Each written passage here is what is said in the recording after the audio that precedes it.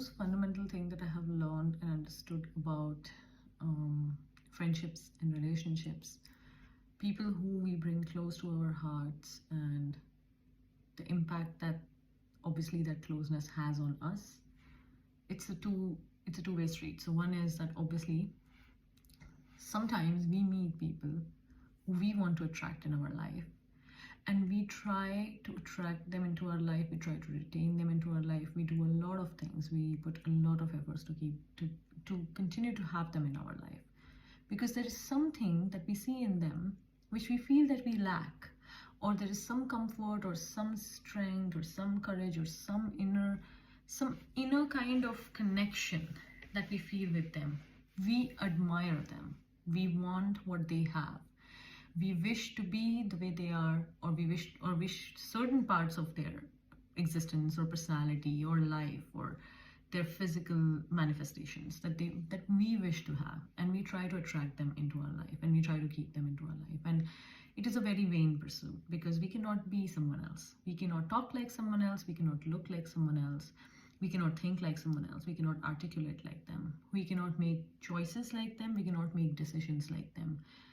What we see as courage in them is not the courage that we have in us. What we have as a courage in ourselves is our own courage, uniquely given to us, the way we are designed, to help us individually to be able to cover this journey of life without losing perspective of who we are, and without losing the inner perseverance that is required to keep on continuing to live, and to keep on continuing to find your joy and happiness, your own joy and happiness.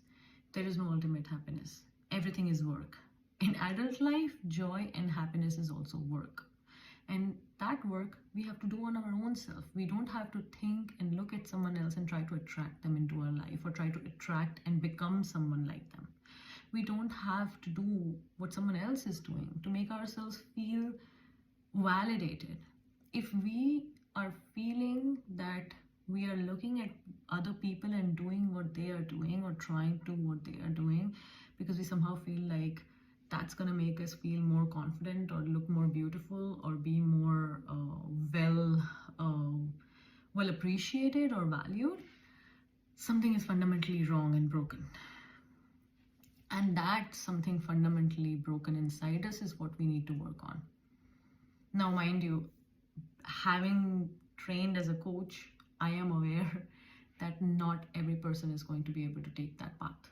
Not every person will take the path which has required from time immemorial courage to look within ourselves, and instead of giving ourselves a story and an excuse that this is happening because of someone outside of me, to go inside and look and think, why is this happening inside of me? What is happening inside of me? I think that fundamental understanding, if we develop that, and that much is enough.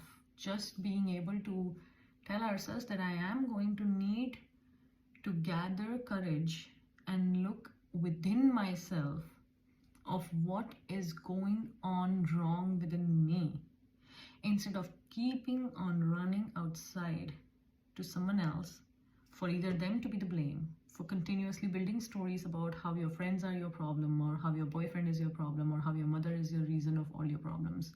No, they're not.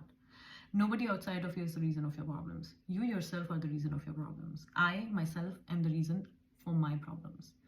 But I am not, just because I tell myself I am the reason of my problems, does not make me any less valuable, any less, worthy of love that I receive from this world. Just because I tell myself the problem is in me, it does not mean that my outside connections and loved ones are going to love me any less. In fact, quite the contrary. Whenever I have gathered the courage to tell myself the problem is in me, everyone outside of me has seen that and has appreciated how much I have grown.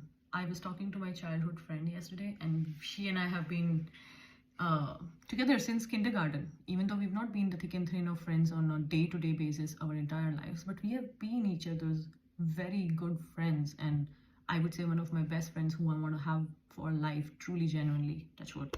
We've been that. We've seen our journey since we were little kids to now where we are in our mid 30s. And what I realized with this friend, what she made me understand was that and here's what she said: Rumana, you can go and do the same thing over and over again, make the same mistake over and over again. I will know that you are doing what you have done before and you are making yourself suffer again for what you have suffered already before. And even though I can come and tell you that what you're doing is right or wrong, I will let you go through that journey. And I will be here even if you fall into the same pit again. I will be here as a friend to pick you up. If I see there is a point where I need to tell you something, I will tell you.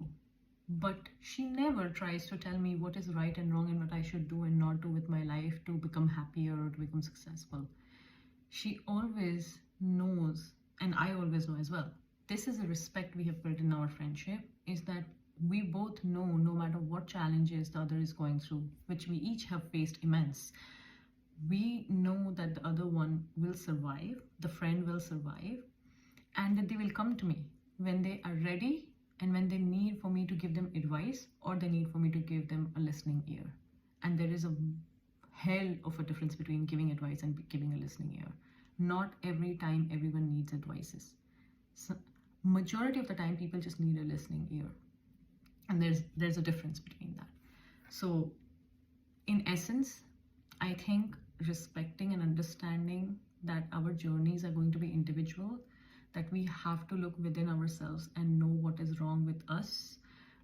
Wrong is a very, it's not the right word, but what is basically holding us back, what is breaking our confidence, what is diminishing our strength, and what is the excuses and stories and lies that we are telling ourselves, and then going outside of ourselves and actually doing something about it, actually genuinely doing something about it. That much is enough. That is where you start. That is where growth and that is where healing start. That is the fundamental of coaching. This is what a coach tries to do with their client, is to make themselves aware of their own self, of what is inside them, what energy they are in, and how they can come out of it. A coach is not some expert. A coach is not someone who will always be able to do the right thing in every single moment. That's inhumanly impossible for anyone, even with the most evolved people, because we are humans, we are not God. Well, I hope this helps, and happy midweek. Actually, it's already Thursday. Can't believe it's weekend already. Bye.